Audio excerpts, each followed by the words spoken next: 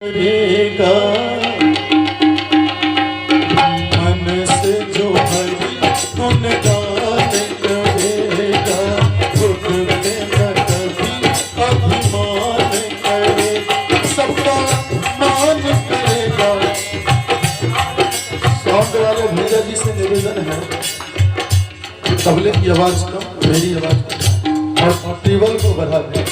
मन से जो हरि गुणगान करेगा, खुद पे न कभी अभिमान करेगा, सबका मान करेगा, जो दान करेगा सुख पाएगा पाएगा। मन से जो हरि गुणगान करेगा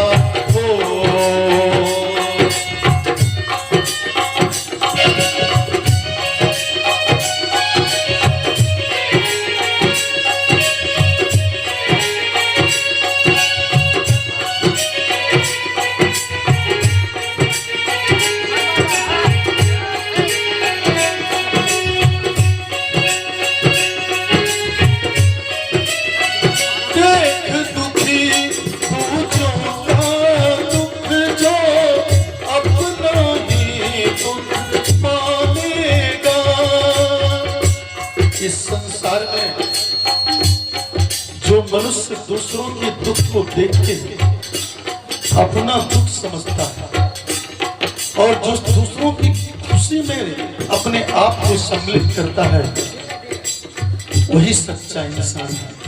इसलिए कवि ने भाव कहा, देख दुखी दूसरों का दुख जो अपना ही दुख मानेगा, खुशियों में जो देख सभी को अपना ही सुख जानेगा, मोह माया से दूर वो रहते, मन से जो हरि राम को भजते, कभी करुणे जो वचन न कहते, उनका तो है हर खेल निराला है पीते, हरि नाम का माला लगा ले, गले से लगन होके मस्त मगन तर जाएगा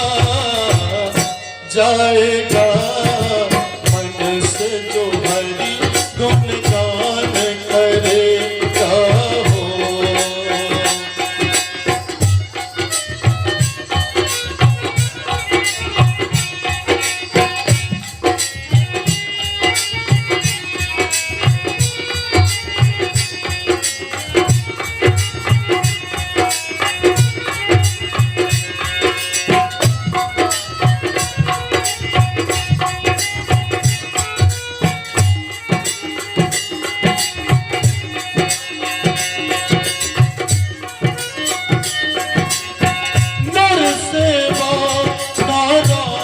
की सेवा, जिस जिसने भी ये जाना, मन में जला के ज्ञान का दीपक, जिसने जग को पहचाना। इस संसार में प्रत्येक नर के रूप में भगवान अवस्थित है, हर इंसान में भगवान का स्वरूप है। इसीलिए कवि ने कहा, नर सेवा नारायण की सेवा, नर सेवा नारायण की सेवा, जिस जिसने भी ये जाना, मन में जला के ज्ञान का दीपक, जिसने जग को पहचाना, मोह माया से दूर वो रहते, कभी करुवे जो वचन न कहते, उनका तो है हर खेल निराला जो पीते, हरि नाम का प्याला लगा ले, हरि से लगन होके मस्त मगन तर जाएगा पाएगा मन से जो हरि गुण गान करेगा, खुद पे न कभी अभिमान करेगा, सबका मान करेगा, जो दान करेगा सुख पाएगा, पाएगा मन से जो हरि गुण गान करेगा, मन से जो हरि गुण गान करेगा, मन से जो हरि गुण गान करेगा। बोलिए भक्तवत्सल भगवान की जय। आइए, गुरु जी का आदेश था इसलिए 2 लाइन मैंने सुनाया। समय बहुत हो रहा है, गुरु जी सेवा करें।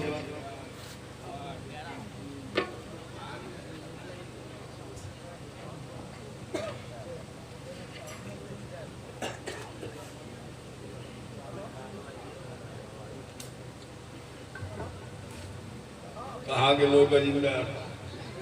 हेलो,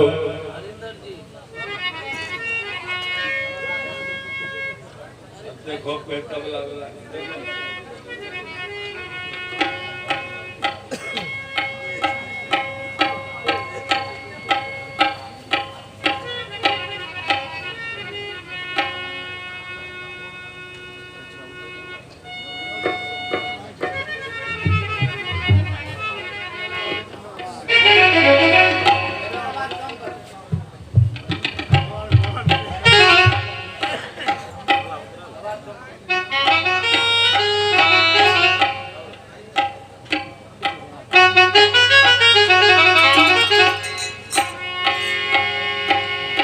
चलिए, बहुत भजन का आनंद लिए।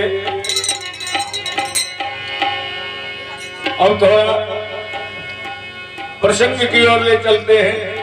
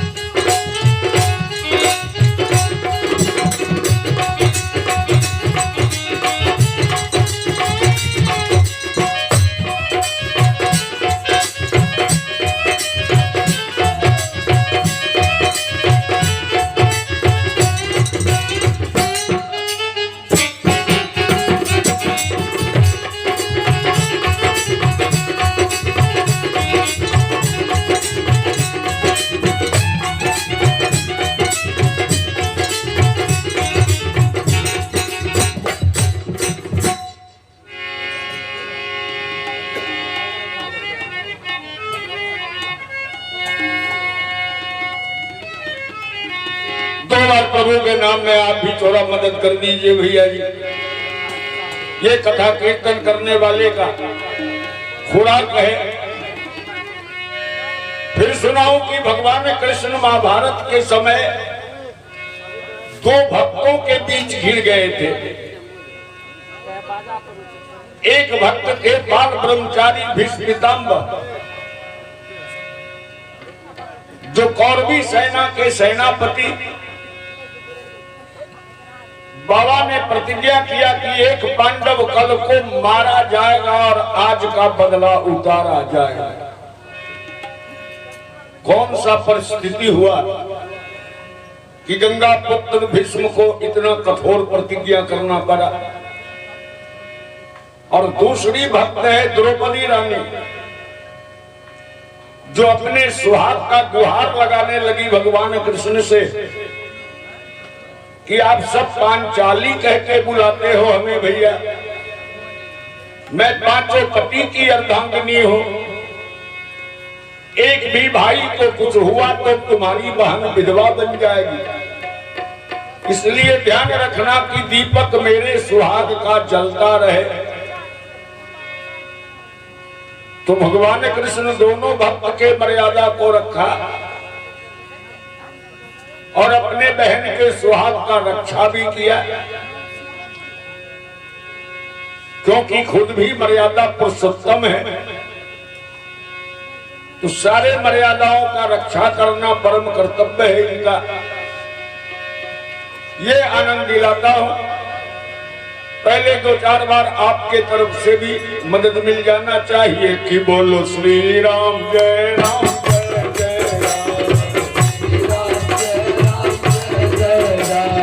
श्री राम जय राम जय जय राम, बोलो श्री राम जय राम जय जय राम।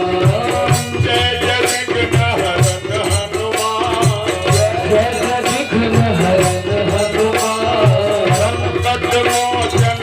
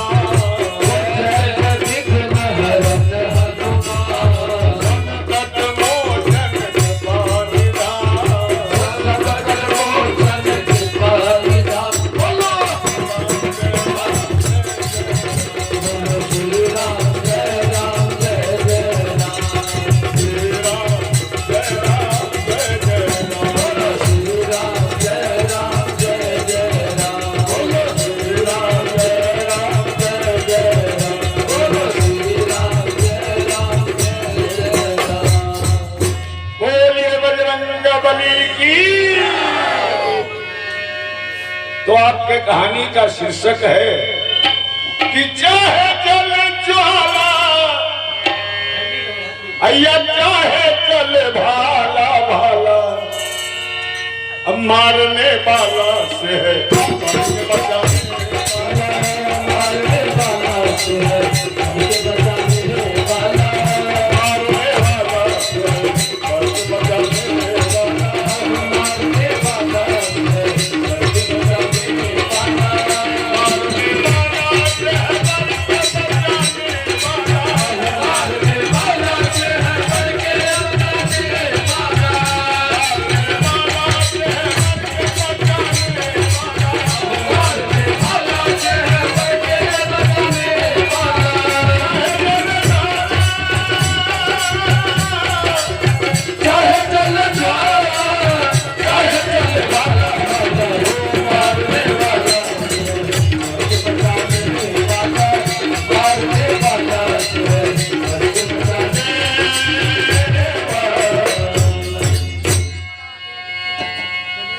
मारने वाला से है बर के बचाने वाला। तो ये कहानी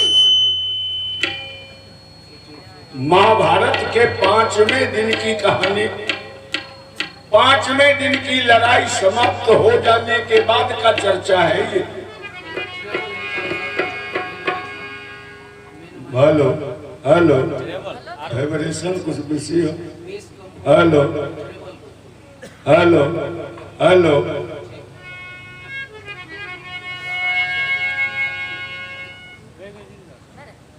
ग्रंथ कहते कि 18 दिन तक लड़ाई चली थी महाभारत का, और 18 दिन में 18 छावनी सेना कट गए थे।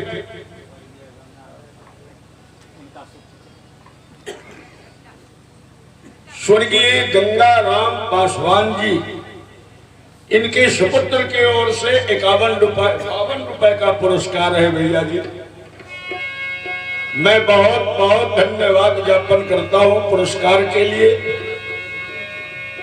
और उनके स्वर्गीय पिता के भी पुण्य आत्मा की शांति के लिए प्रभु से प्रार्थना करता हूं। फिर कहा कि 5वें दिन की लड़ाई समाप्त होने के बाद का कहानी सुनना है।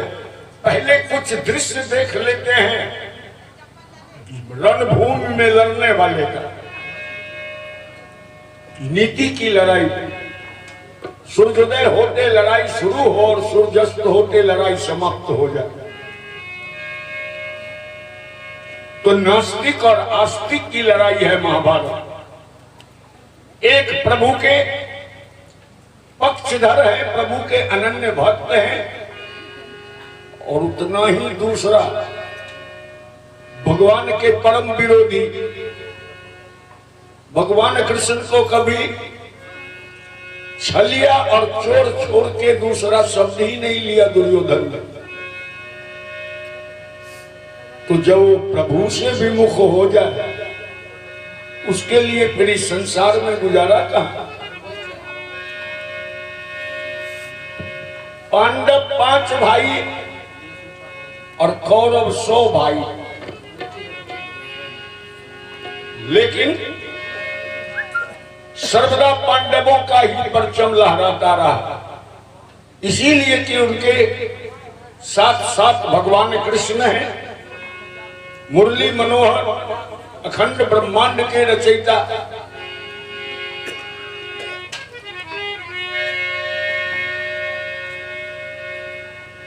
तो पहले 1-2 दृश्य देख लेते हैं लड़ने वाले योद्धा का। कौरव की ओर से गुरु द्रोणाचार्य बाण ताने हैं, और पांडव दल से इन्हीं के परम शिष्य अर्जुन बाण तान दिया। लेकिन मार अर्जुन की न कौरव से सके, शिष्य का ही पलड़ा भारी होता जा रहा है। अरे मार अर्जुन की न कौरव सह सके, मरने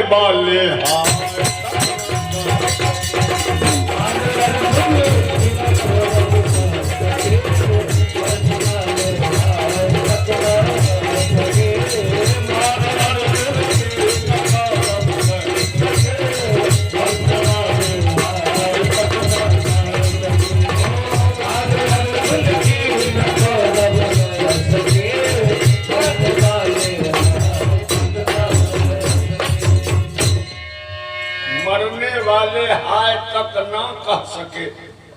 जिसे भी अर्जुन का बाण लगा सीधा धाराशायी हो गया। तो ये तो गुरु और शिष्य का भिड़ंत है। दूसरा दृश्य देखे, लड़ता है अभिमन्यु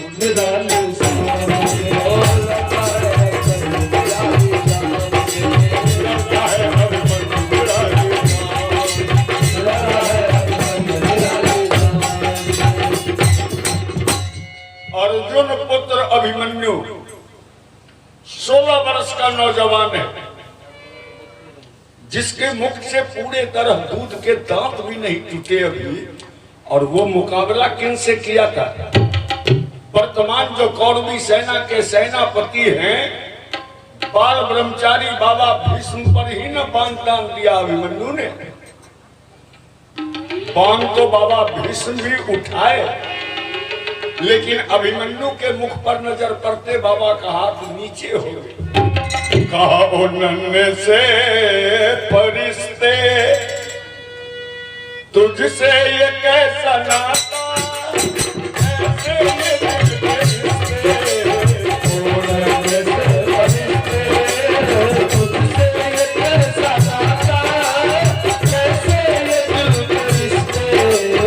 ओ नन्हे से फरिश्ते तुझसे ये कैसा नाता, कैसे ये दिल के रिश्ते। ओ नन्हे से फरिश्ते तुझसे ये कैसा नाता, कैसे ये दिल के रिश्ते। ओ नन्हे से फरिश्ते तुझे देखने कमर से मेरी हर घड़ी निगाह है। तुझे देखने कमर से मेरी हर घड़ी निगाह है। चैन सिराती है तेरे लिए बाहें, चैन सिराती है तेरे लिए ये बाहें। तुझे खुद पता नहीं है मुझे तुझसे प्यार क्यों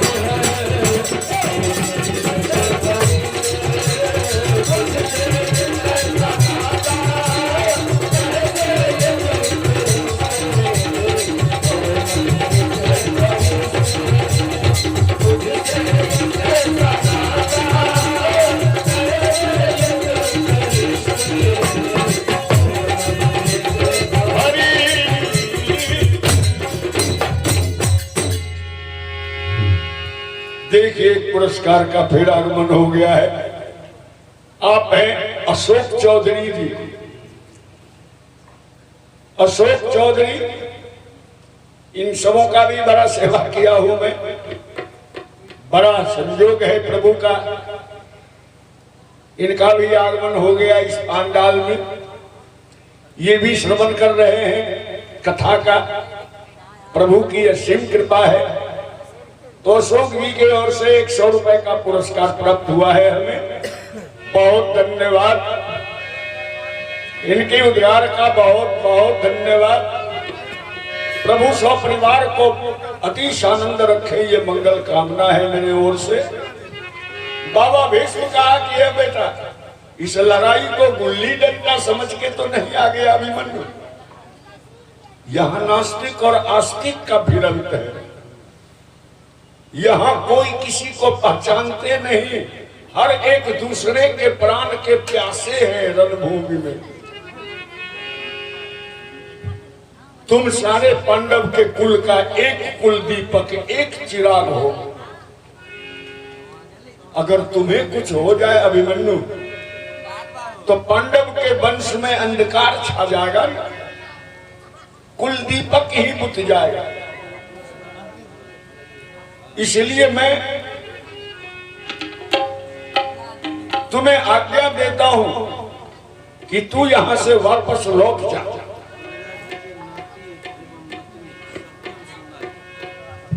देखिए, एक और विलक्षण पुरस्कार है। ये हमारे गंगा जी, जिनके माता का स्वर्गवास हुआ है, गंगा जी के नाती और नतनी सत्यम और सोनाली, ग्राम बलुआहा समस्तीपुर के ओर से भी 102 रुपए का पुरस्कार प्राप्त हुआ है हमें। मैं दोनों बच्चों को बहुत बहुत दीर्घायु, बड़े होनहार होने का मंगल कामना करता हूं प्रभु से, और सौ परिवार के मंगलमय जीवन का मंगल कामना करते हुए बताऊं कि बाबा कहा कि तू लौट जा अभिमन्यु यहां से। अभिमन्यु कहा कि ए बाबा, किस बच्चे का हौसला बढ़ा रहे हैं कि रणभूमि में पीठ दिखला दो। जिस बच्चे के चाचा धर्म के अवतार धर्मराज हैं, जिनके चाचा 50,000 हाथी का बल रखने वाला भीम है, जिस बच्चे के पिता गांडीवधारी अर्जुन हैं, जिनके गांडीव के धमाके से देवता भी थर्रा उठते हैं देवलोक में, जिस बच्चे के मामा साक्षात भगवान कृष्ण हो, जिसकी मां सुभद्रा और द्रौपदी जैसी है, उस बच्चे को कहते हो कि पीठ दिखला दो।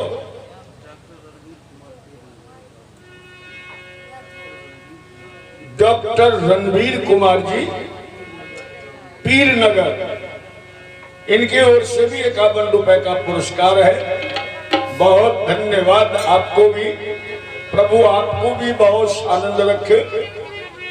अभिमन्यु कहा कि आप मेरा प्रणाम स्वीकार कीजिए, मैं अपने पिता के अप्रत्यक्ष में यहाँ लड़ने आया हूँ और मैं लड़ाई करूंगा बाबा।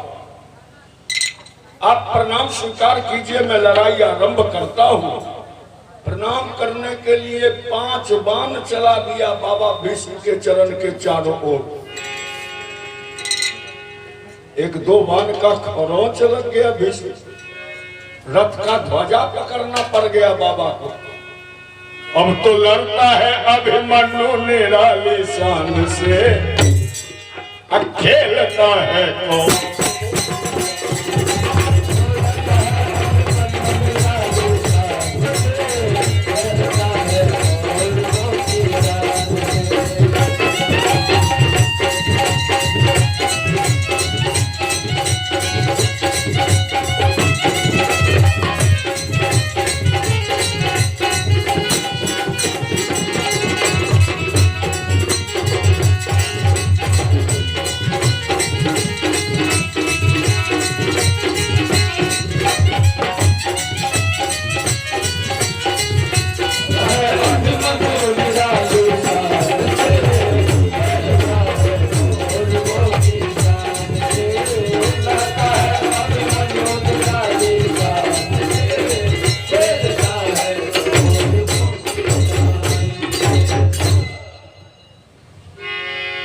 बाबा पोते को ही लड़ने देते हैं। एक दृश्य और देख के कहानी को आगे बढ़ाते हैं, क्योंकि सारा रणभूमि एक तरफ लड़ रहा है और एक तरफ पर्वत के समान लड़ने वाला एक पहलवान, केस खोले हाथ में पकड़ी गदा, बैरियों पर वार करने की अदा, हाथियों को फेंकना आकाश में और लात रखना है किसी के लाश पे। कौन है बुलंद हौसला वाला? अब इधर थोड़ी नजर दौड़ाइए, अब भीम का चेहरा।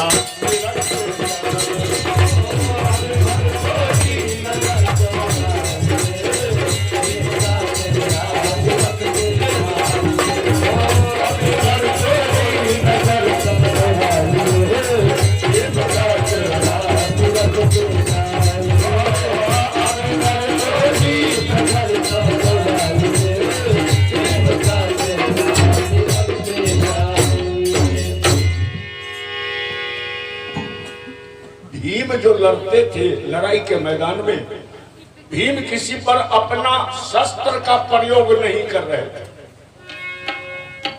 भीम का शस्त्र गदा है, अर्जुन का शस्त्र गांडीव और भीम का शस्त्र गदा। तो भीम किसी पे गदा नहीं प्रहार करते। क्यों? द्रौपदी चीर हरण के समय भीम ने प्रतिज्ञा किया था, जिस समय दुर्योधन कह दिया कि तेरे 5 पति भी तुम्हें मदद नहीं करेंगे द्रौपदी, मैं तुम्हें सारी खुलने से माफ कर दूंगा, लेकिन एक शर्त पर कि भरी हुई सभा में सबके सामने ऊंची आवाज में तुम कह दो कि आज से हमारे वो 5 पति नहीं हैं, आज से मेरे पति दुर्योधन हुए। ये कह के अगर तू मेरे जंघे पर आके बैठ जा, मैं सर्वदा के लिए महारानी बना के रख लूंगा तुम्हें। ये आवाज जो भीम के कान में पड़ा, 50,000 हाथी का बल औकलाने लगा। क्रोध के मारे इतना तेजी से न गदा लेके भीम खड़े हुए उस सभा में कि 10-20 कदम का रास्ता लोगों ने पहले ही साफ कर दिया और कहा दुर्योधन तुमको यह गदा पड़ेगी अब, और जो जांग दिखाता है इसको वह जंगा चूर्ण करेगी अब। और दुशासन द्रौपदी की बाल तुमने खोल दिया है अपने हाथों से, तो ये बाल तब तक खुली रहेगी जब तक तुम्हारे खून में इस बाल को हम खींच नहीं दिए। आज से मैं अपना गदा किसी पे प्रहार नहीं करूंगा जब तक तेरे सैकड़े भाई के खून से अपने गदा को रंग नहीं दिए। कहा अगर तेरा हृदय न खाऊं मैं तो मरु हिजरों के द्वारा उत्तम गति कभी न पाऊं मैं। बोलिए वृंदावन बिहारी लाल की। अब यही प्रतिज्ञा गदा का प्रयोग नहीं करने देते भीम को, क्योंकि दुर्योधन का कोई भी भाई भीम के सामने पड़ता ही नहीं है। तो 5 दिन से लड़ाई हो रहा है। भीम लड़ते थे कैसे? भीम से कोई सैनिक थोड़े लड़ने जाता था। भीम के बदन पर हाथियों का झुंड दौड़ा दिया जाए कि हाथी के झुंड से कुचल देना है भीम को, तो जिसके बदन में खुद ही 50,000 हाथी का बल है, 1-2 झुंड क्या बिगाड़े उसका। यही शस्त्र हो जाता था भीम के लड़ने के लिए। जितने हाथी का सुर पांजे में अट जाए, पांजा पर सुर पकड़ के ऐसा आजमा के न ऊपर फेंक देते थे भीम कि वो हाथी का झुंड जब ऊपर जाके नीचे गिरे तो 1000 के 1000 कौरवी सेना को कदुए की तरह कुचल डालता है। अब 1 दिन 2 दिन होते आज 5वें दिन का लड़ाई समाप्त हुआ है। सब अपने अपने शिविर को लौट गए थे। अकेले भीम एक रास्ता पकड़े बड़े मायूस आ रहे हैं। हे कन्हैया, मेरा प्रतिज्ञा मेरे साथ ही चला जाएगा क्या? 5 दिन की लड़ाई समाप्त है और दुर्योधन का एक भी भाई मेरे सामने पड़ता ही नहीं। ये मेरा गदा कब तक प्यासा रहेगा कान्हा? एक बार तो दृष्टि घुमा दो मेरे ऊपर भी, ताकि मेरे प्रतिज्ञा का शुरुआत हो जाए। कोई भी भाई सामने पड़े तभी तो मैं शुरुआत करूं। एक बार नजर घुमा दो, कृपा करो हम पे श्याम सुंदर अहे भक्त बत्सल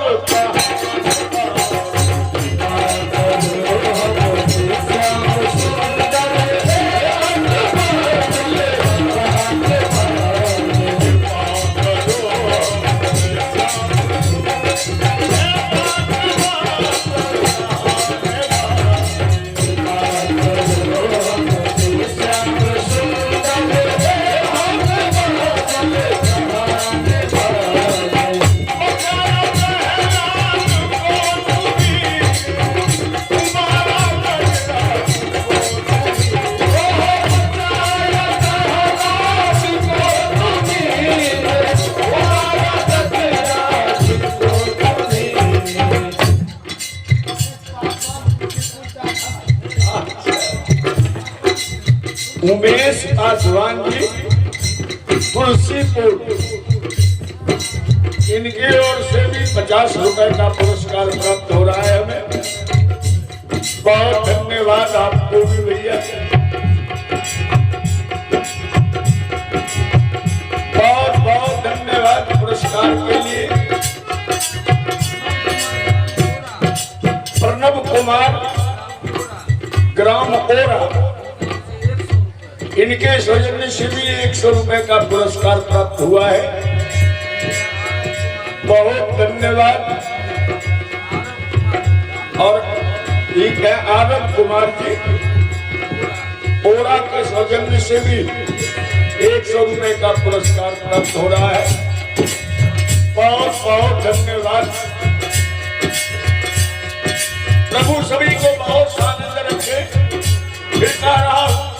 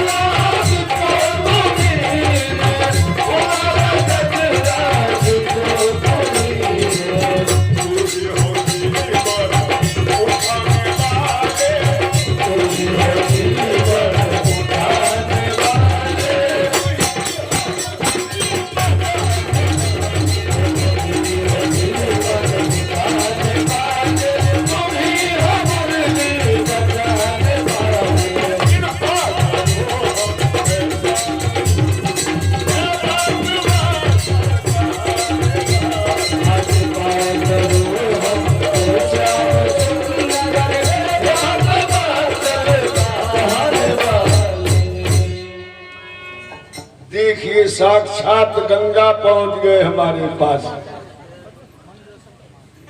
गंगा जी विद्यापति बुलाए तो विद्यापति नगर गंगा जी आ गई। इस समय कहा पहुंच गए गंगा जी हमारे पास। गंगा जी के सौजन्य से 151 रुपए का पुरस्कार प्राप्त हो रहा है। मैं इनके माता जी के पुण्य आत्मा की शांति के लिए प्रभु से करबल प्रार्थना करते इन्हें भी बहुत धन्यवाद ज्ञापन करता हूं। और ये है मनरोशन जी, मनरोशन जी समस्तीपुर। इनके सौजन्य से भी 51 रुपए का पुरस्कार प्राप्त हो रहा है। बहुत धन्यवाद सारे पुरस्कार कर्ताओं को। सभी को बहुत आनंद रखे प्रभु। फिर कह रहा हूं कि प्रार्थना करते जो भीम आ रहे थे, भगवान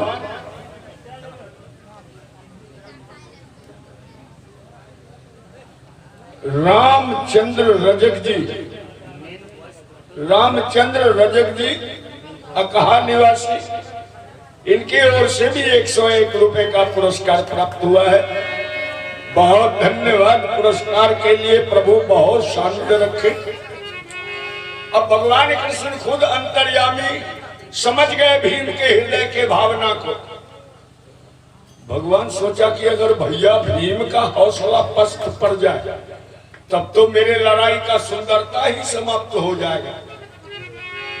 दो ही सौंदर्य हैं मेरे लड़ाई के, एक अर्जुन और दूसरा भीम।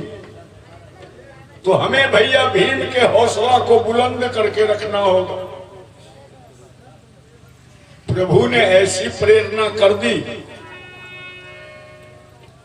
कि जिस रास्ते से भीम आ रहे थे दूसरे रास्ते से देख लिया कि दुर्योधन का 14 भाई एक साथ चला जा रहा है।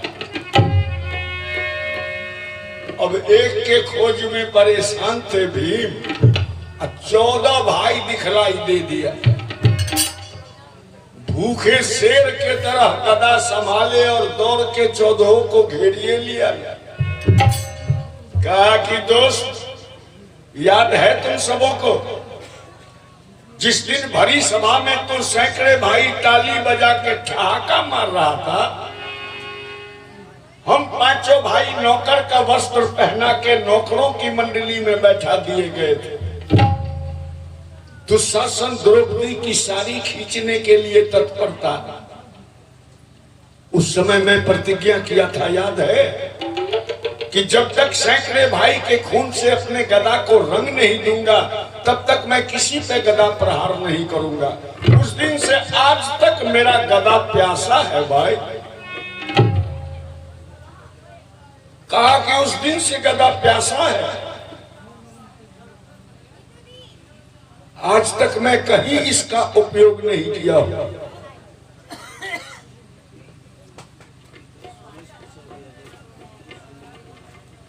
देखिए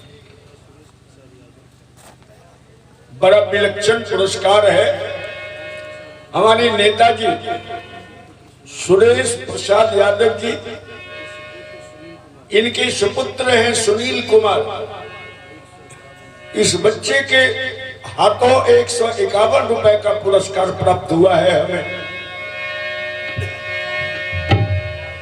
प्रभु बड़े दीर्घायु बनाए इन्हें, बहुत होनहार हो। ये मंगल कामना करते हुए पुरस्कार के लिए बहुत धन्यवाद देता हूं मैं। फिर आगे की बात बताऊं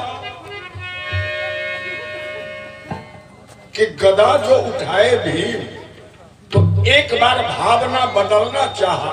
आस्तिक थे, भगवान कृष्ण के पुजारी थे।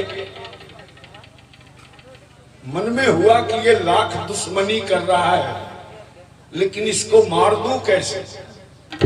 है तो मेरा चचेरा भाई ही। मोह होने लगा, लेकिन इतने ही में प्रभु ने फिर प्रेरणा कर दी। दुशासन सारी खींच रहा है और द्रौपदी बिलक बिलक के रो रही है। ये दृश्य आ गया भीम के नजर के सामने कि द्रौपदी की याद आंसू आ गए। ये द्रौपदी के बिलखने का जो दृश्य आया, स्मरण हुआ।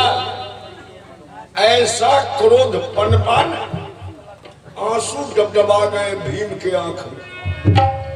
ऐसा क्रोध के मारे गदा नचा दिया, दोनों तरफ से मारा नहीं, नचा दिया अपने गदा को इतने तेजी से कि उसके हवा में 14 भाई का सर आपसे में टकरा टकरा के चूर होके वही धराशायी हो गए। द्रौपदी की याद आंसू आ गए, अब पल में 14 कौन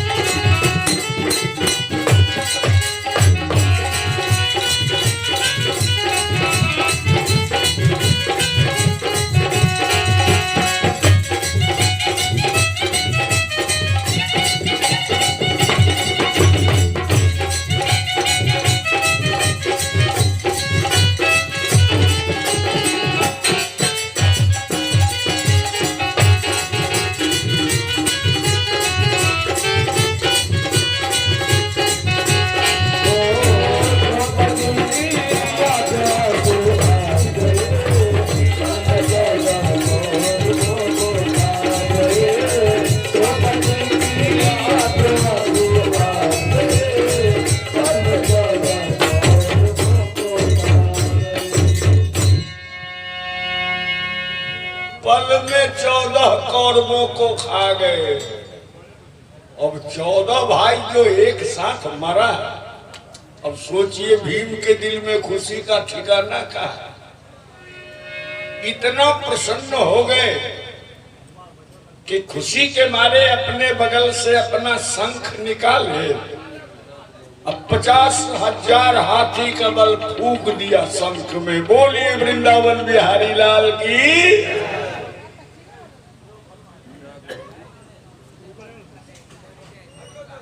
देखिए हमारे डाक बाबू हैं हमारे साथ, बिंदेश्वरी प्रसाद यादव जी, गमरिया निवासी।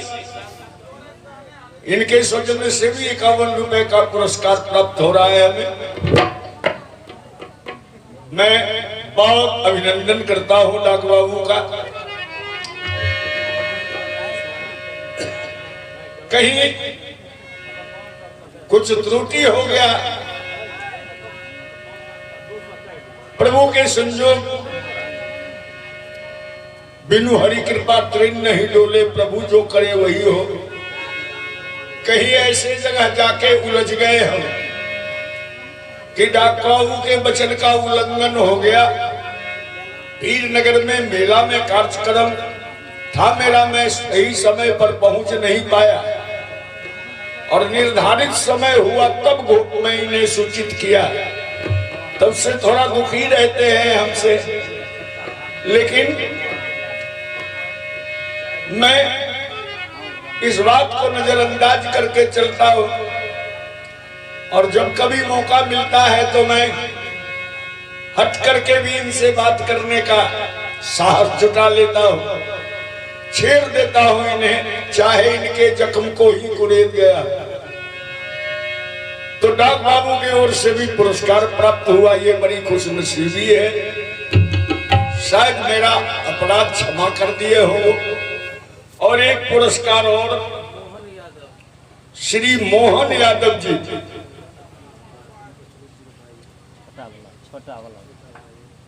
सबसे छोटे सुपुत्र हैं उस दिवंगत आत्मा के, जिनके आत्मा की शांति के उद्देश्य से हम सब सत्संग कर रहे हैं। मोहन यादव जी नेताजी के छोटे भाई, इनके सौजन्य से भी 201 रुपए का पुरस्कार प्राप्त हुआ है। बहुत बहुत धन्यवाद इन्हें भी। और उस पुण्यात्मा की शांति के लिए भी प्रभु से मंगल कामना करते हुए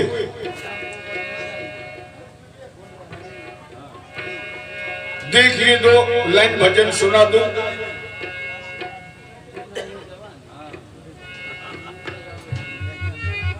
वो श्याम जी का भजन है।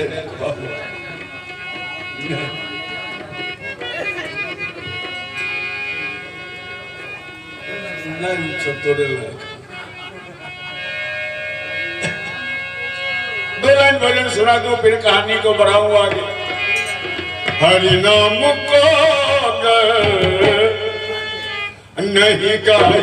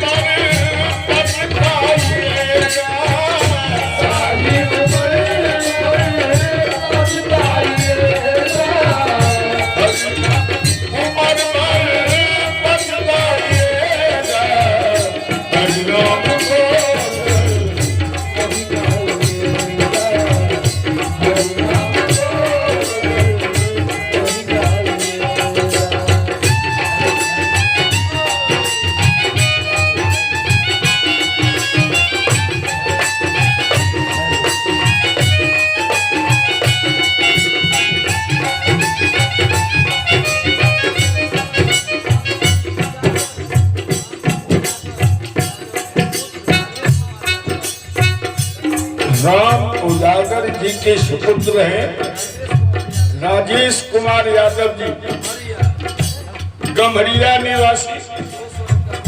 इनके ओर से 251 रुपए का पुरस्कार प्राप्त हो रहा है हमें। बहुत बहुत धन्यवाद। प्रभु सौ परिवार को आनंद रखे, ये मंगल कामना है मेरी ओर से।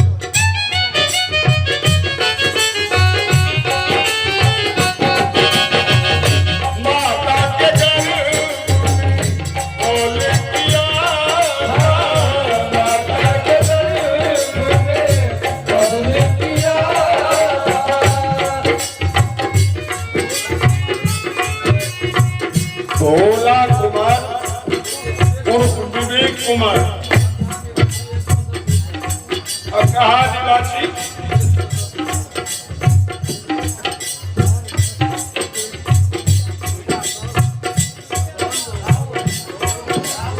₹11 का पुरस्कार है इनके ओर से। बहुत धन्यवाद।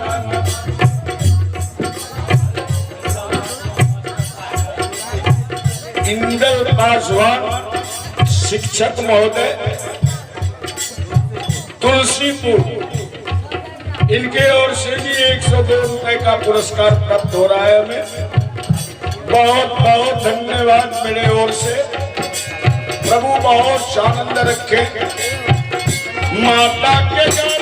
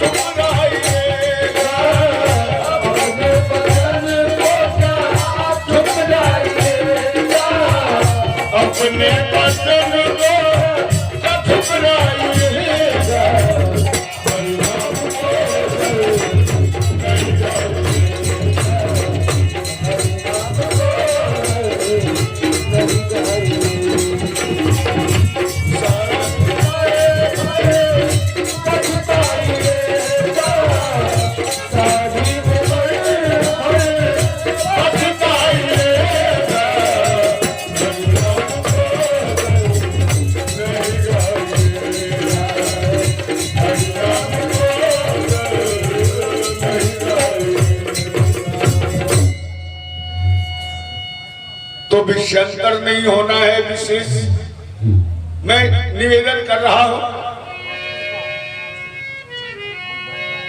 कि द्रौपदी की याद आंसू आ गए, पल में 14 कौरवों को खा गए।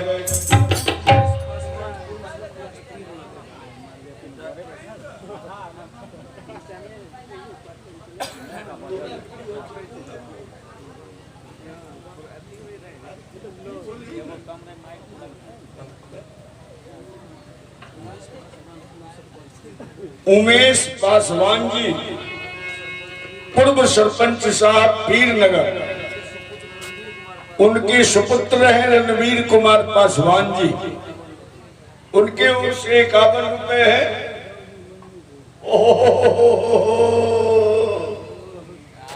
देखिए श्री लाल चौधरी जी मजनूपुर निवासी, इनके ओर से भी 50 रुपए का पुरस्कार प्राप्त हुआ है। बुजुर्गों ने बहुत ध्यान रखा है हम पे, बहुत आस्था रखते हैं हम पे। आप ही सबों का तो आशीर्वाद है। बोनस का जीवन जी रहा हूं। 60 के बाद तो सरकार भी निरस्त कर देते हैं और हम 65 से ऊपर अब चल दिए, फिर भी आप सबों का प्यार पीछा नहीं छोड़ता और मैं भी आपके सेवा से भी पीछे नहीं हट रहा। लग रहा हूं, लगा रहूंगा जब तक प्रभु का कृपा हुआ। शरीर चलायमान रहा, आंसते खांसते ढांसते भी मैं आपके सेवा में लगा रहूंगा। बहुत बहुत धन्यवाद जालू जी को भी। 50,000 हाथी का बल जो फूंक दिया न शंख में भी, दोनों शिविर में तहलका मच गए। पांडव दल कौरव दल दोनों चौकन्ना हो गए कि भीम ऐसा शंख ध्वनि क्यों किया।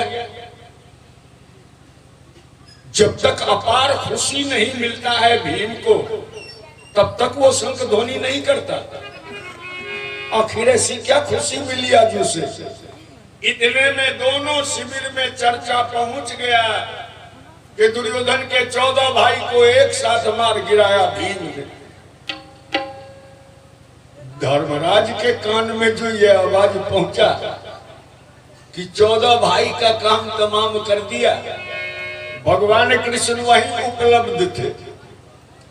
महाभारत में भगवान कृष्ण को चुबानी करते थे, अर्जुन के रथ हाँकने वाले सारथी थे। घोड़े और रथ को यथा स्थान रख दिया था, चबुकवा हाथ में लिए वहीं बैठे थे।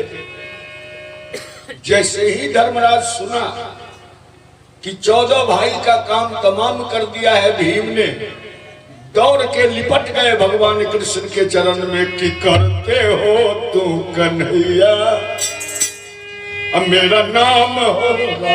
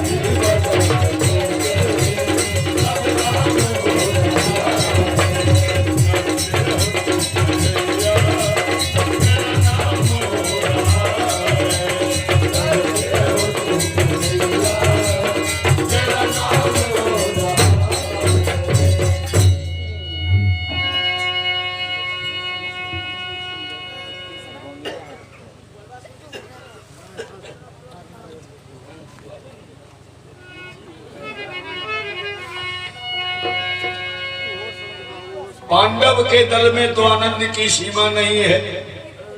शाम होने पर लड़ाई बंद थी, कौरवों की आज शोभा मंद थी। हंस रहे हैं रे कन्हैया के दिलेर, गरजते हैं जिस तरह जंगल में शेर।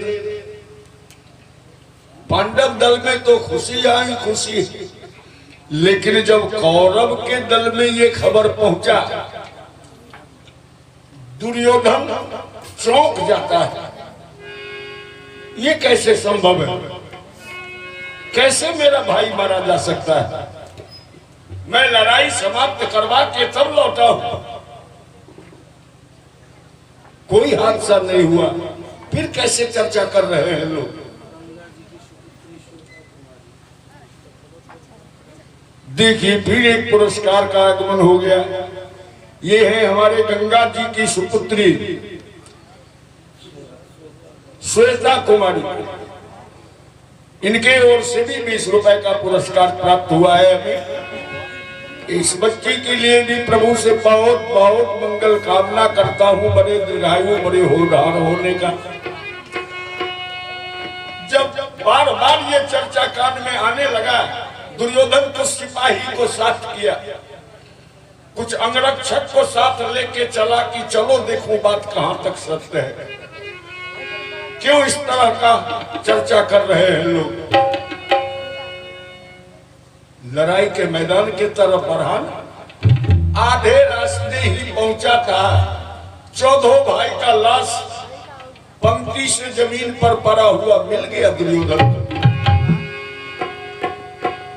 वस्त्र से पहचान सका, सर तो ऊपर से ऐसा टकरा के चूर हो गया था कि मुख से पहचानना असंभव। बड़ा दुखी हो गए। दुर्योधन कहा कि ये तो सचमुच मेरा भाई ही है, ये कैसे मारा गया? जानते हो तुम लोग ये हाल हमारा क्यों होने लगा? हमारे जो सेनापति हैं, बाल ब्रह्मचारी बाबा भीष्म पितामह, वो पांडव से मिले हुए, दुश्मन का भलाई चाहते हैं। वो सेनापति हैं कौरव के, लेकिन भलाई चाहते हैं वो पांडव। तो जिसका सेनापति ही दुश्मन के पक्ष में हो, दुश्मन का हित चाह रहा हो, तो आज मेरा भाई ही मरा है ना। कल इसी तरह अकाल मृत्यु कहीं मैं भी पड़ा हुआ मिलूंगा मरा तो। उठाओ लाश को, ले चलो, अभी ये बाबा से फैसला कर लेते हैं क्या मर्जी है उनका, क्या चाह रहे हैं वो। अगर हम सबों का विनाश ही चाहते तो अपने हाथ से बांध चला के क्यों नहीं मिटा देते? शोधो लाश उठवा लिया सिपाही के हाथों और चल दिया वहां से, आ गया लड़ाई के मैदान में। क्योंकि बीच लड़ाई के मैदान में एक लाल रंग के कपड़े का मकान बना हुआ है। ये बाबा भीष्म पितामह का शिविर था। दिन भर लड़ाई लड़ते थे और संध्या के बाद जब लड़ाई समाप्त हो जाए तो इसी शिविर में भगवान कृष्ण के लिए तपस्या में बैठ जाया करते थे।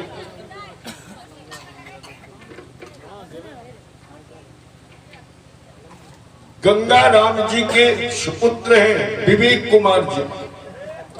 विवेक कुमार जी के ओर से भी 51 रुपए का पुरस्कार प्राप्त हुआ है। बहुत बहुत दीर्घायु, बड़े होनहार होने का मंगल कामना करता हूं। पुरस्कार के लिए धन्यवाद ज्ञापन करते हुए बताऊं कि अभी अभी बाबा आए थे लड़ाई के मैदान से अपने शिविर में। अभिमन्यु के बाण का जो कुछ खरोंच लग गया था, उस पर मरहम पट्टी कर रहे थे सिपाही सब। और बाबा कह रहे थे कि जानते हो ये घाव किसने दिया हमें? मेरा ही बच्चा, मेरा ही खून, अर्जुन पुत्र अभिमन्यु। जिसके मुख से पूरे तरह दूध के दांत नहीं टूटे, 16 बरस का नौजवान है से, लेकिन क्या सफाई है उसके हाथ में बाण चलाने का। आज जो हमें अभिमन्यु के बाण का चोट पहुंचा है, कभी अर्जुन भी इतना चोट नहीं पहुंचा पाया था। जुग जुग जियो मेरे लाल, जुग जुग जियो। बाबा जो आशीर्वाद दे रहे थे अभिमन्यु को, बाहर से बगल बगल दुर्योधन सुनते ही आ रहा है।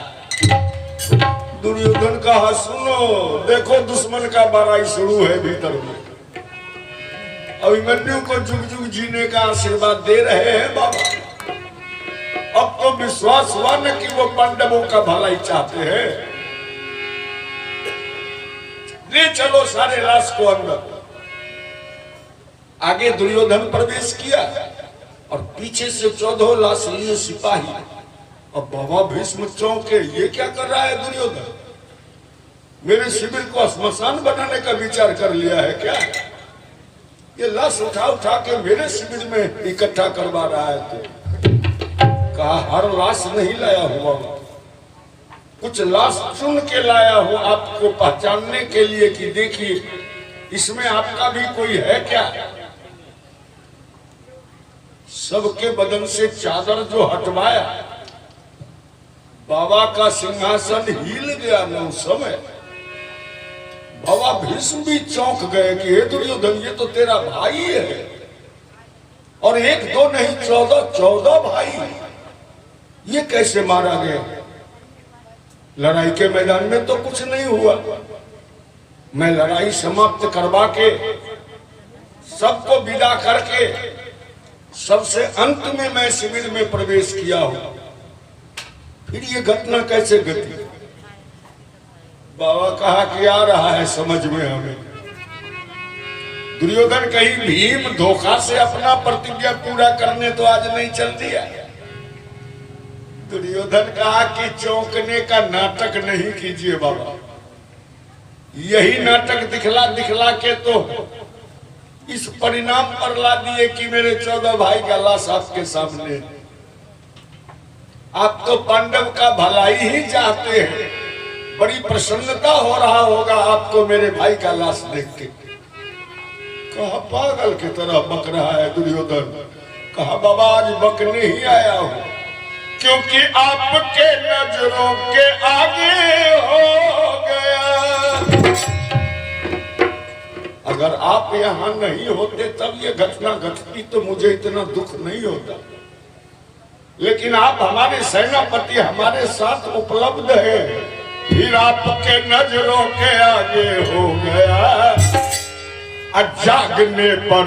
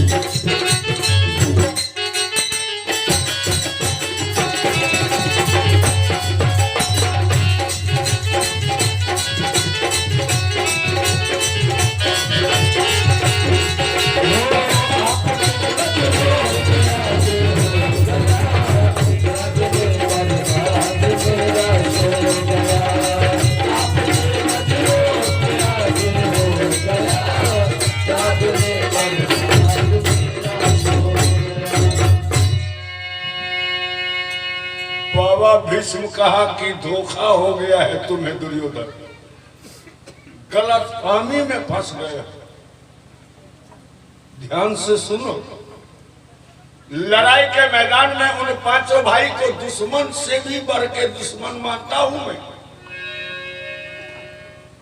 सर्वदा इस ताक में रहता हूं कि कौन मेरे बाण का सामना करे और किसका प्राण किस समय ले ले। लेकिन ये लड़ाई के मैदान तक ही सीमित है दुर्योधन। लड़ाई समाप्त हो जाने के बाद जैसे 100 भाई तू मेरा बच्चा है, वो भी 5 मेरा ही खून है। मेरा ही बच्चा है वो भी। लेकिन दुर्योधन आज अगर भीम धोखा से अपना प्रतिज्ञा पूरा करने चला ना, तो मैं जानबूझ के इसी समय तुम्हारे सामने प्रतिज्ञा करता हूं कि कल लड़ेंगे हम निराली शान से, खेलेंगे हम पांडवों की जान से। कल हमारी फैसला कुल जंग है, क्या हुआ अगर कृष्ण उसके संग। ऐसा मत सोचना कि कन्हैया पांडवों का साथ दे रहा है तो हमारा कुछ नहीं चलेगा। मेरे सामने कन्हैया का एक दाल नहीं गलता है दुर्योधन, और अकेला कान्हा को कौन कहे। पुस्तक पे कल देवता भी आएंगे तो पराजय मुझसे लेकर जाएंगे। तू 100 भाई में 14 भाई मारे गए और पांडव है सिर्फ 5 भाई। फिर भी मैं प्रतिज्ञा करता हूं कि उस 5 में भी अरे एक पांडव कल को मारा जाएगा, और ये आज का बदला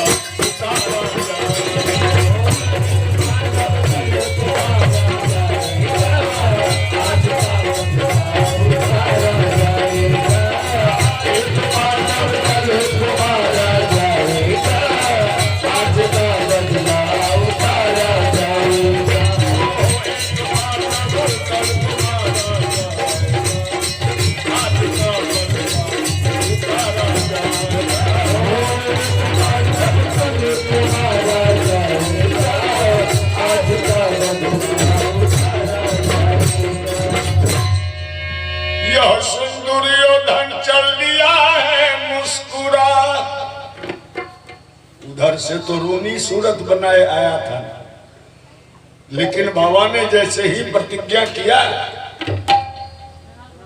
हरियाली आ गई दुर्योधन के मुख पे। दोनों हाथ जोड़ के कहा कि हे बाबा क्षमा कर दीजिए हमें, मैं भाई के वियोग में पड़ के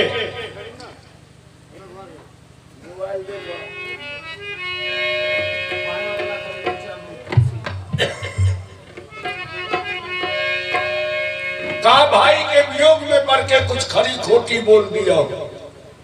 हे बाबा क्षमा कर दीजिए हमें आप पर अटूट विश्वास अटूट भरोसा है।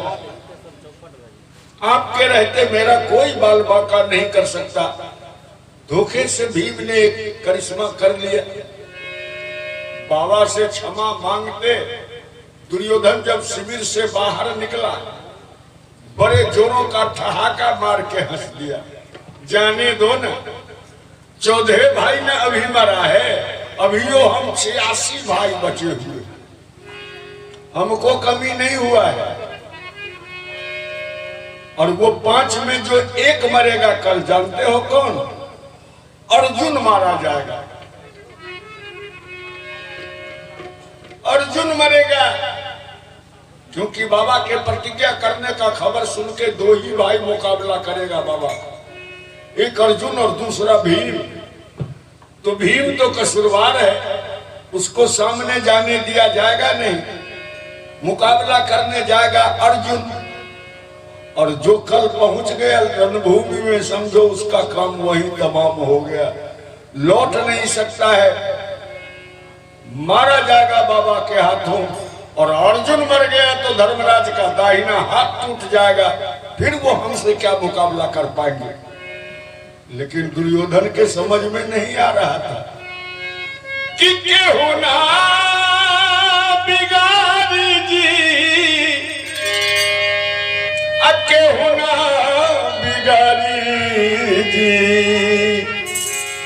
राम ना बिगाड़ी।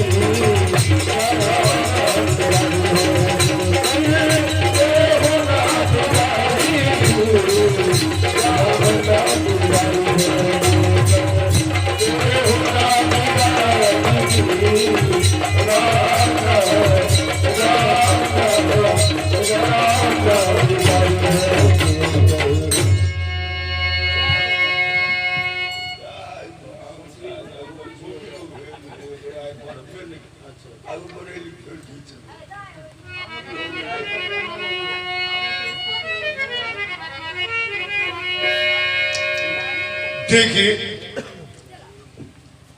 दुर्योधन तो घर चल दिया और इधर पांडव का एक गुप्तचर सुन लिया प्रतिज्ञा करते बाबा भीष्म को।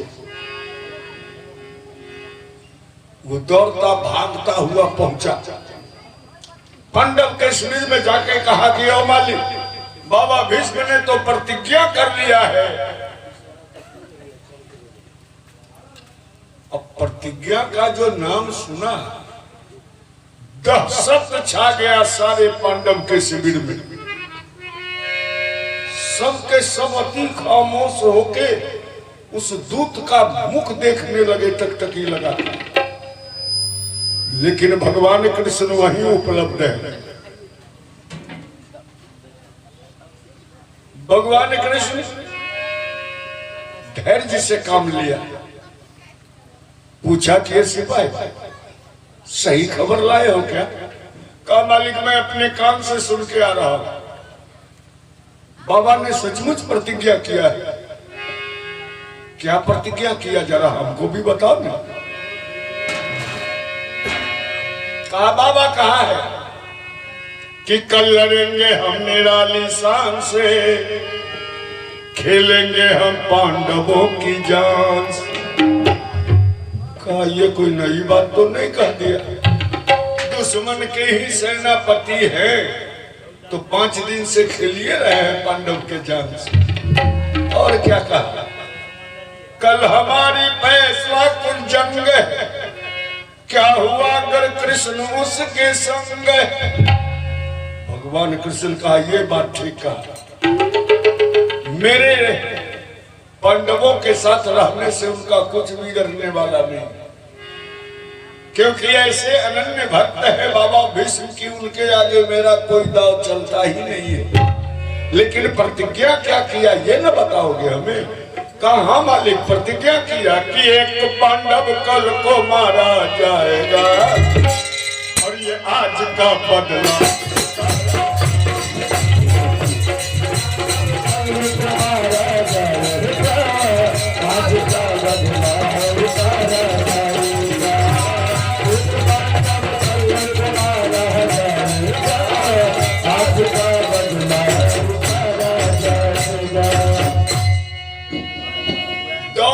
धर्मराज कटे वृक्ष के तरह गिरे न भगवान कृष्ण के चरण में। नहीं नहीं, ऐसा मत होने देना जनार्दन, अनर्थ हो जाएगा।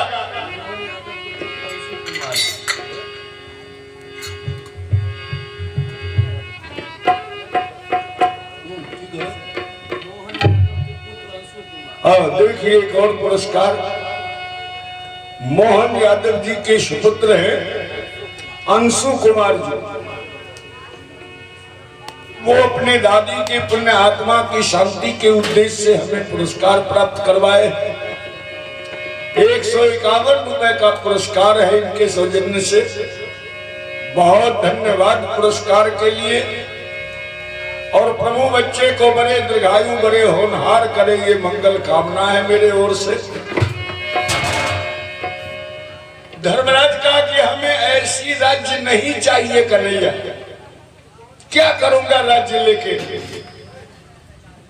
हमें अपना भाई चाहिए।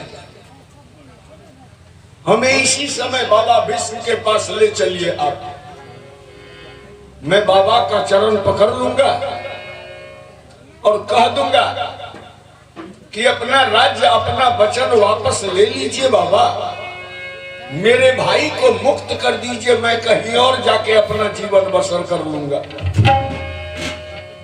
लेकिन भगवान कृष्ण तो अंतर्यामी है ना।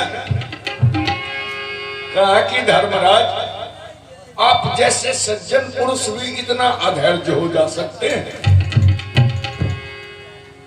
इतना अधैर्य कैसे होने लगे आप तो धर्म के अवतार हैं।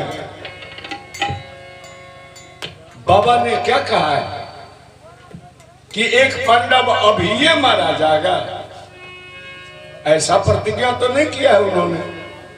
बाबा कहा है कि एक पांडव कल को मारा जाएगा, तो कल होने में 12 घंटे रात्रि अभी शेष बचे हैं। ये धर्मराज पर्याप्त समय हुआ 12 घंटा।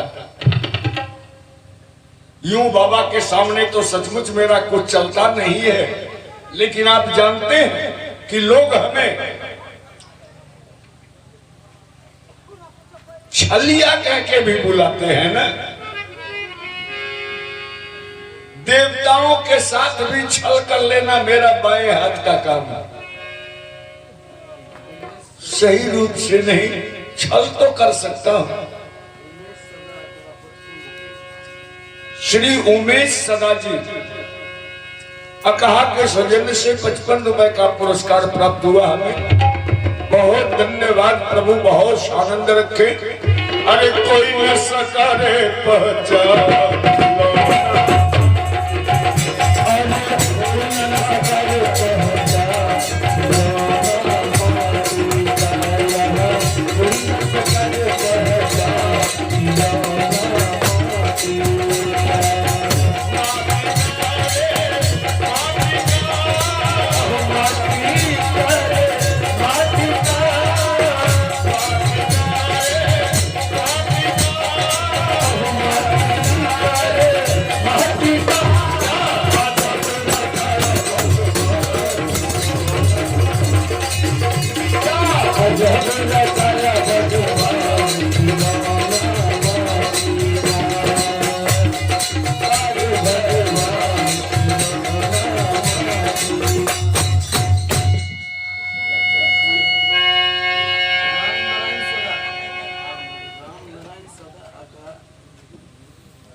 श्री राम नारायण सदा जी अकहा निवासी, इनके सौजन्य से भी 25 रुपए का पुरस्कार प्राप्त हुआ है। बहुत धन्यवाद।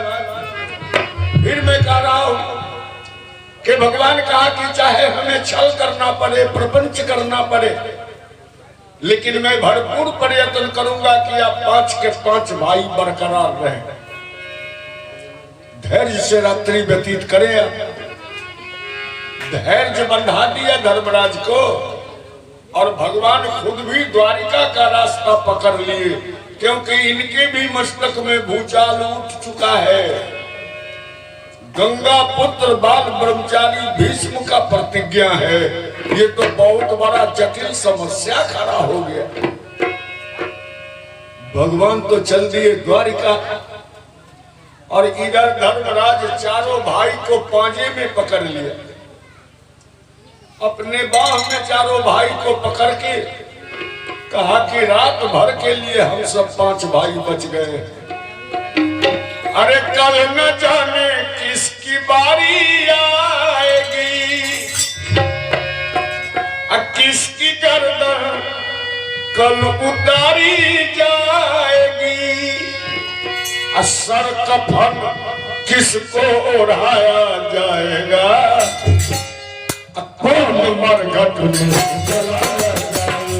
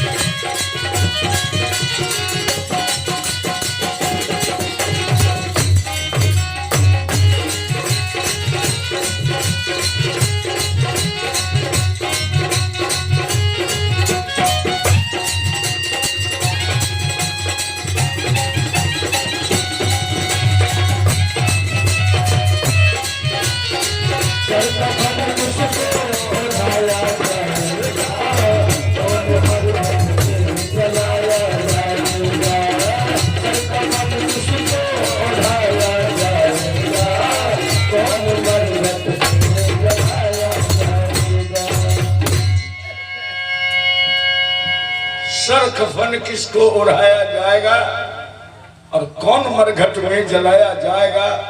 बड़े व्याकुल होके धर्मराज कह रहे हैं। और उधर रंग महल में द्रौपदी के कान में भी ये खबर पहुंच गई।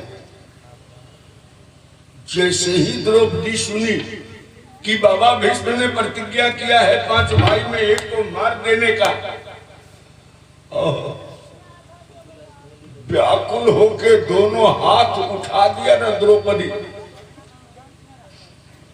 और कहती कि कन्हैया ऐसा अनर्थ मत होने देना, अपने बहन को विधवा होने से बचाना मेरे भाई। मैं 5 पति का नाम लेके एक बार सिंदूर लगाती हूं न माथे में, अगर 5 में एक को भी कुछ हो जाए तेरी बहन सिंदूर नहीं लगा पाएगी भैया। इसलिए तुम्हें ध्यान रखना होगा कि कभी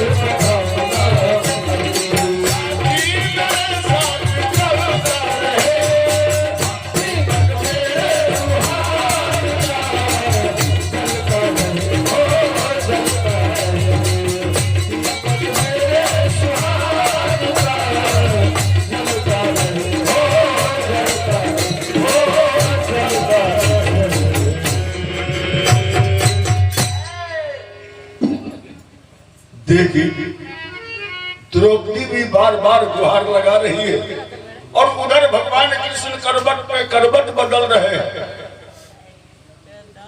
चैन नहीं है द्वारिका में, इस करवट से उस करवट कोई रास्ता ही नहीं मिल रहा इन्हें। कैसे बहन के सुहाग का रक्षा करूं। और भगवान भी समझ चुके कि कल 5 भाई में अगर किसी को कुछ हुआ तो मेरा भक्त अर्जुन मर जाएगा, क्योंकि बाबा का मुकाबला अर्जुन ही करने जाएगा कल।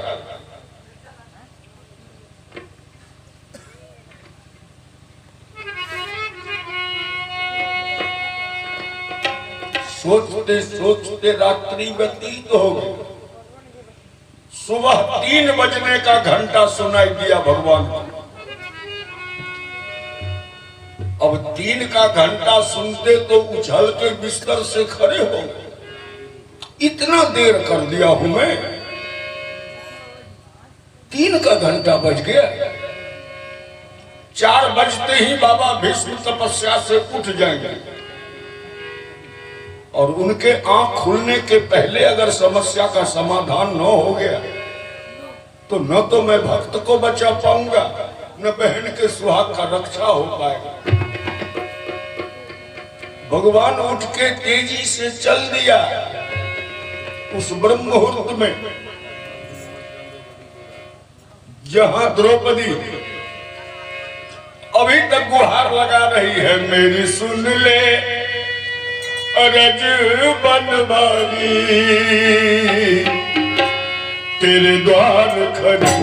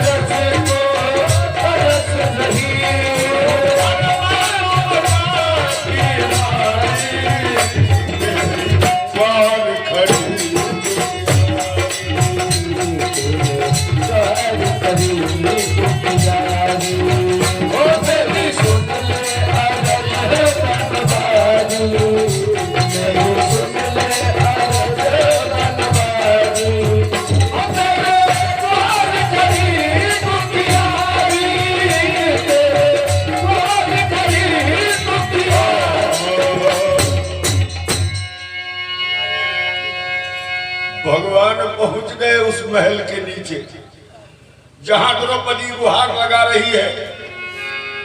धीरे से आवाज लगाते हैं कि द्रौपदी बहना उठो, दिन हो चला, जीतना मुश्किल तेरे बिन हो गए। द्रौपदी चौंकी, भैया आ गए। ये तो भैया का ही आवाज है। क्या महल के नीचे आगमन हो चुका है उनका? भैया भैया भैया कहते दौड़ जाती है। आके कटे वृक्ष के तरह गिरी न भगवान कृष्ण के चरण में। अपने बहन को विधवा होने से बचा ले मेरे भाई। बाबा ने बड़ा कठोर प्रतिज्ञा कर लिया है 5 भाई में एक को मार देने का। मैं तो 5 पति की अर्धांगिनी हूं न कान्हा, बचा ले मेरे सुहाग को। भगवान का कितने जोरों से न शोर मचाने लगी कि मेरा बना बनाया खेले बिगाड़ के रख देगी। अरे अभी सिर्फ 3 का घंटा बजा है, सभी सैन्य में हैं। मैं बड़ा बच के तुमसे मिलने आया हूं। किसी को कानो कान खबर नहीं होना चाहिए किस समय मैं मिल रहा हूं तुमसे। कहा तो फिर क्या करूं भैया? कहा कि तुम दुबकते पांव चलती आओगी, जो कहो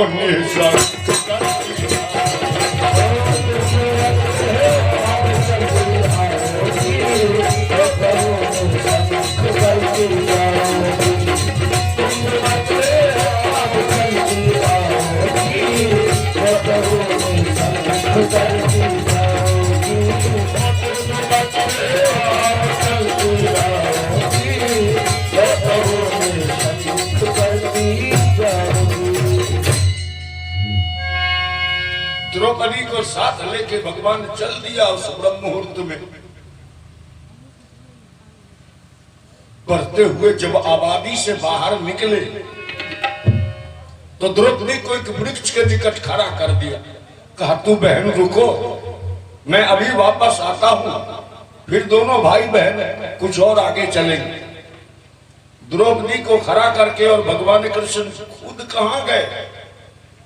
बचपन की जो आदत थी वो बुढ़ापे में भी पीछा नहीं छोड़ा था इनका, चोरी करने का। बचपन से ही चोर के सरदार है न ये।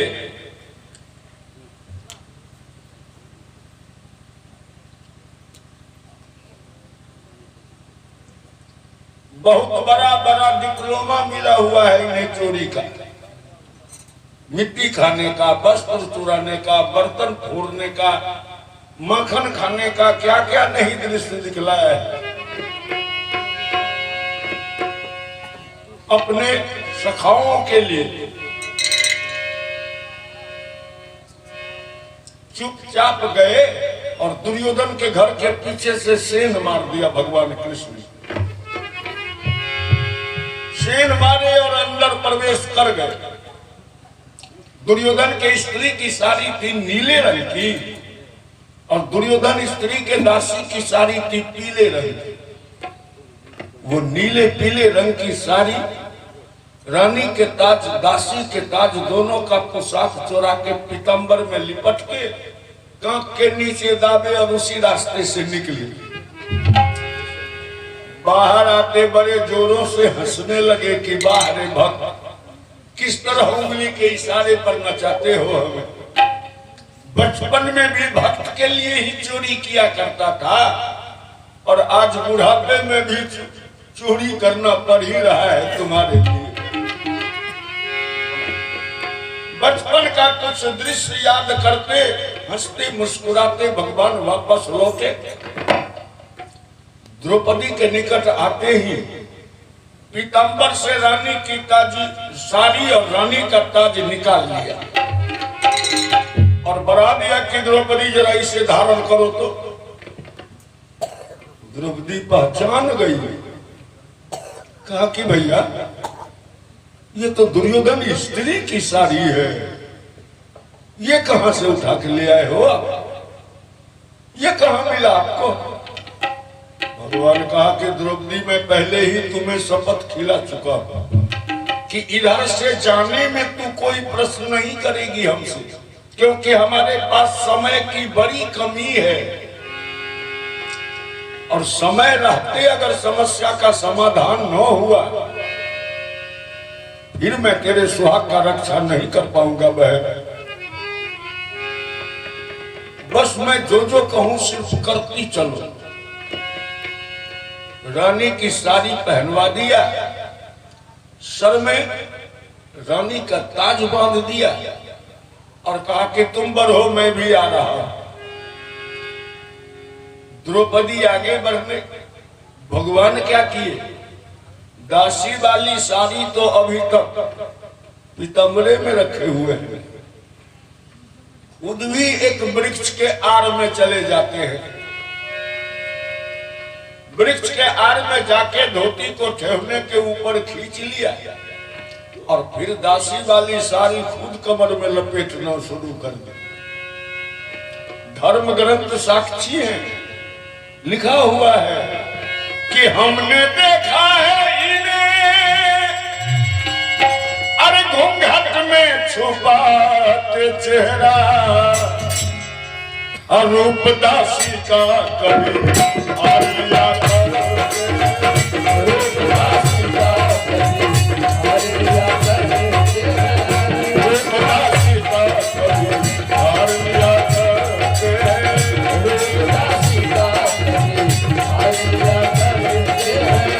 रूप दासी का कभी आलिया रूप दासी का कभी आलिया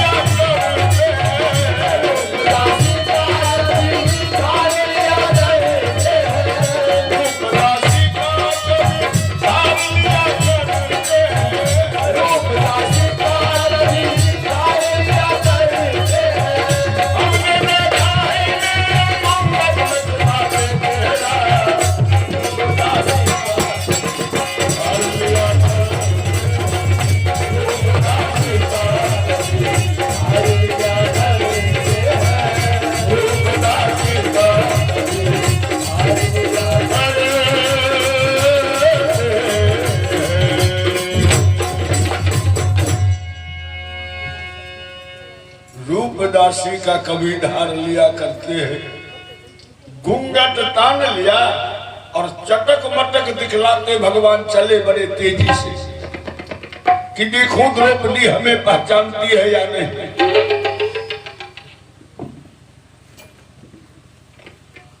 सोचा कि द्रौपदी अगर नहीं पहचाने हमें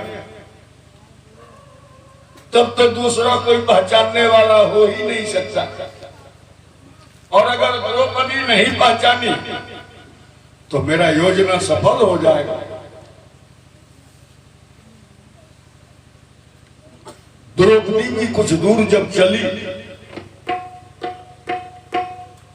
पीछे मुड़ के देखती है कि भैया हमको तो बढ़ा दिए और खुद कहां रह गए, मैं अकेली बढ़ती कहां जा रही हूं।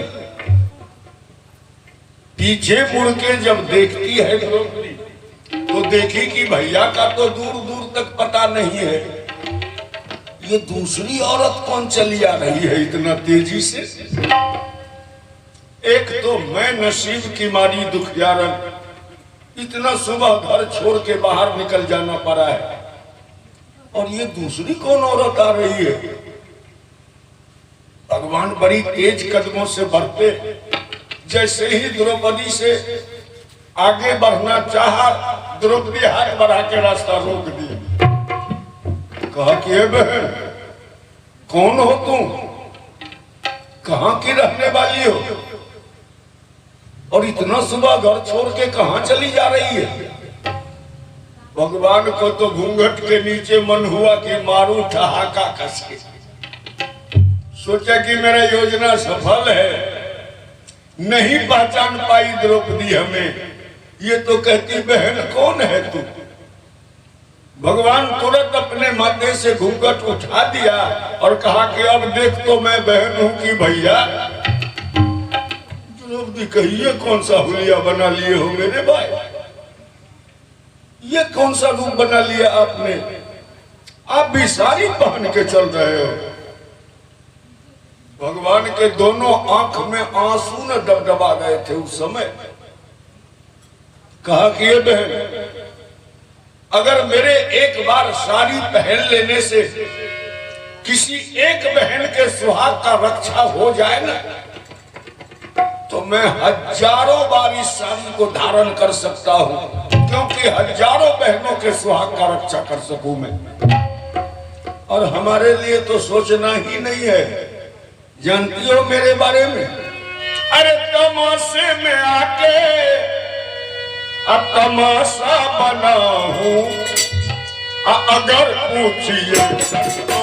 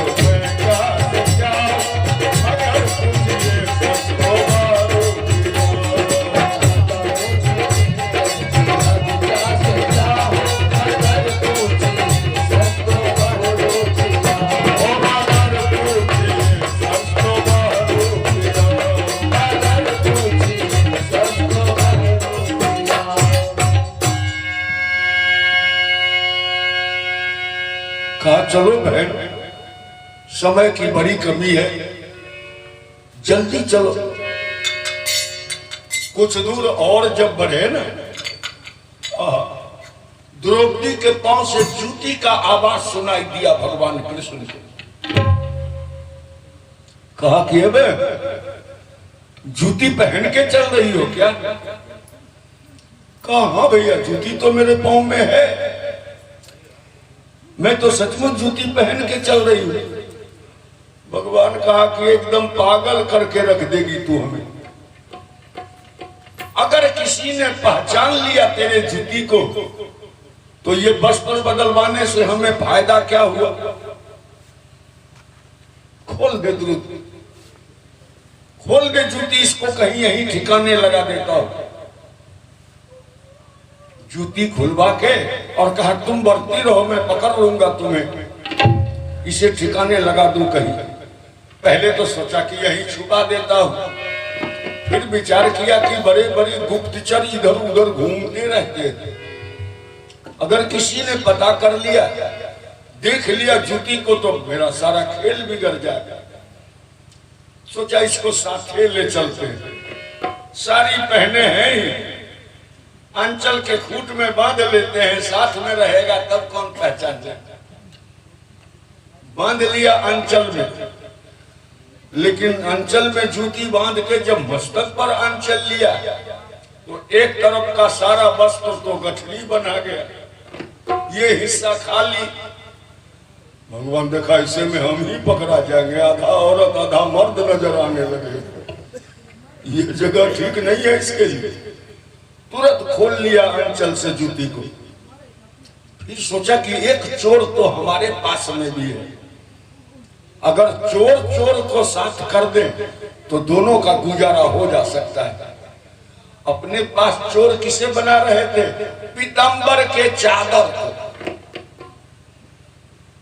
जिस पीतांबर के छांव में अनगिनत ब्रह्मांड पलते हैं, जिस पीतांबर को मां रुक्मिणी सुबह शाम आरती उतारा करती है, उसे चोर बना के अंचल के नीचे छुपाए हुए थे कि किसी ने पीतांबर भी देखा तो मैं पहचान में आ जाऊंगा। सोचा चोर चोर को अगर साथ कर दे तो दोनों का गुजारा हो जाएगा। जब पीतांबर में जूती बांधने लगे ना भगवान, देवता ऊपर से पुष्प की वृष्टि करना शुरू कर दिए, फूलों का वर्षा होने लगा। सचमुच भक्त वत्सल कहते हैं लोग आपको, क्या नहीं कर गुजरते हो आप भक्त के लिए। पीतांबर में और द्रौपदी की जूती, पुष्प का वर्षा होने लगा देवलोक से, और भगवान द्रौपदी को साथ किए तेजी से बढ़ते हुए लड़ाई के मैदान में पहुंच गए। कौरवी संतरी को कह दिया कि अपनी महारानी आ रही है, रास्ता दे दो, इन्हें बाबा से मिलना है। और किसी को खबर नहीं होना चाहिए कि महारानी आई है बाबा से मिलने। महारानी के ताज को तो पहचानता था न संतरी, पहचान गया कि सचमुच ये तो अपनी महारानी ही है। तुरंत रास्ता छोड़ दिया। अब द्रौपदी को साथ लिए भीष्म पितामह के शिविर के फाटक पर पहुंच गए भगवान कृष्ण। अब प्रकट किया है, द्रौपदी जानती हो कहां ले आया हूं तुम्हें? ये बाबा भीष्म पितामह का शिविर है द्रौपदी। बाबा अभी समाधि में बैठे हुए हैं, तपस्या में लीन है वो। 4 का घंटा बजेगा और बाबा का तपस्या भंग होगा। द्रौपदी कुछ ही मिनट बचा है 4 का घंटा बजने में। तुम तेजी से जाके जब तक बाबा भीष्म का आंख खुले उनके चरण में अपना सर रख दो, सारे समस्या का समाधान हो जाएगा। द्रौपदी कही कि भैया इतना बात पहले क्यों नहीं बता दिए आप हमें? अगर इतना बात पहले बता दिए होते तो मैं इतना नाटक कभी करने ही नहीं देती आपको। सारा परिश्रम व्यर्थ हो गया भैया आपका, क्योंकि आपको भी मालूम है जिस दिन दुर्योधन भरी सभा में हमारी साड़ी खिंचवा रहा था, मैं बाबा के सामने अंचल फैला के मदद का भीख मांगने गई थी ना, बड़ी गिड़गिड़ाई, बड़ी रोई थी बाबा के आगे। उन्होंने कोई मदद नहीं किया, खाली अंचल वापस लौटा दिया हमें। और आज तो उन्होंने खुद ही प्रतिज्ञा कर रखा है कि एक पांडव कल को मारा जाएगा। आज वो क्या मदद करेंगे हमें? गलत जगह चले आए हो भैया, चलो वापस लौट चले। भगवान कहा सुनो न द्रौपदी, उस दिन तू मांगने गई थी बाबा से, इसलिए कुछ नहीं मिला तुम्हें। तू नहीं जानती कि बिन मांगे मोती मिले और मांगे मिले न भीख। आज मैं कुछ मांगने को नहीं कह रहा, सिर्फ बाबा के चरण में सर रखना है। तू अपने लिए नहीं तो मेरे ही लिए इतना काम कर दे बहन। मुझे भी अपने भक्त का रक्षा करना है। मेरा भक्त भी संकट में है, इतना सा काम मेरे ही लिए कर दो। इतना विनम्र प्रार्थना न भगवान किया, द्रौपदी को मान जाना पड़ा। कहा ठीक है भैया, मैं जाके सर तो रखती हूँ लेकिन बोलूंगी कुछ नहीं। भगवान कहा कि मैं कहाँ कहा हूं कि कुछ बोलना है, लेकिन एक बात सुन लो द्रौपदी, कहीं बाबा तुम्हें पहचान लिए कि तुम द्रौपदी हो तो वो पूछ देंगे कि कोई साथ में लाने वाला भी है, तो मेरे बारे में मत बता देना। देख रही हो हुलिया, साड़ी पहन के औरत बन के हम खड़े हैं, इस रूप में बाबा का सामना नहीं कर सकते हैं। कहना कि अकेली आई हूं। द्रौपदी कही हम कुछ बोलबे नहीं करेंगे तो बताना नहीं, बताना क्या। कहा तो जल्दी जा, अब दाना पूर्ण हो रहा है हाथ के माला का। बाबा तपस्या से उठ जाएंगे कि द्रौपदी जाकर सर टेक दिया, द्रौपदी जाकर सर टेक दिया, द्रौपदी जाकर सर टेक दिया, द्रौपदी जाकर सर टेक दिया। आँख खुली जब बाबा की, आँख खुली जब बाबा की, आँख खुली जब बाबा की, आँख खुली जब बाबा की।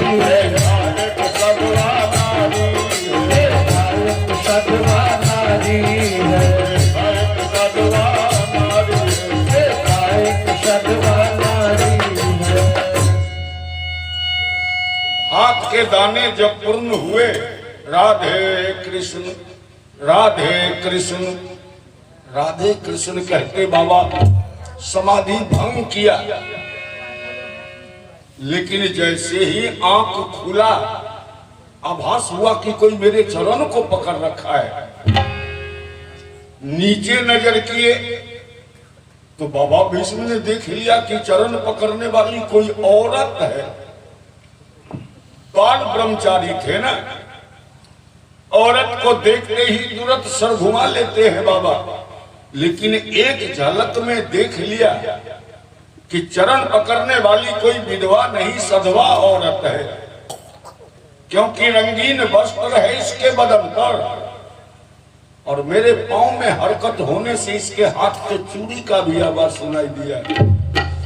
बाबा कहते कि और किसी सैनिक की स्त्री हो या होने वाली हो, बड़े अच्छे मुहूर्त में आई हो तुम आशीर्वाद लेने मेरे पास।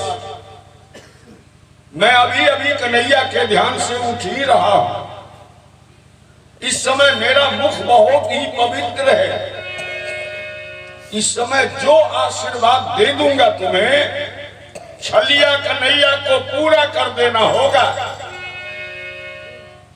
भगवान मन ही मन सोचते कि आशीर्वाद दीजिए न बाबा, पूरा करने के लिए तो हम साड़ी पहन के आपके फाटके पर खड़े हैं, आप आशीर्वाद तो दे दीजिए इसे। और बाबा को क्या पता कि चरण के नीचे द्रौपदी है।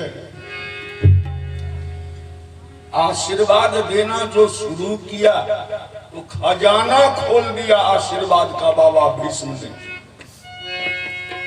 कहा अखंड सुहागवती भवे बेटी, बोलिए वृंदावन बिहारी लाल की। तेरे हाथों से मेहंदी की लाली न कभी उतरे,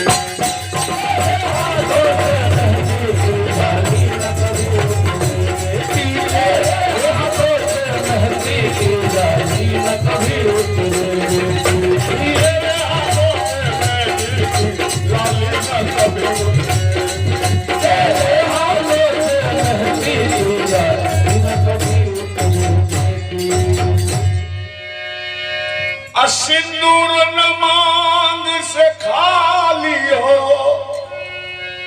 आइए भी तू आशीष ले जा वीर कुमारो वाली हो।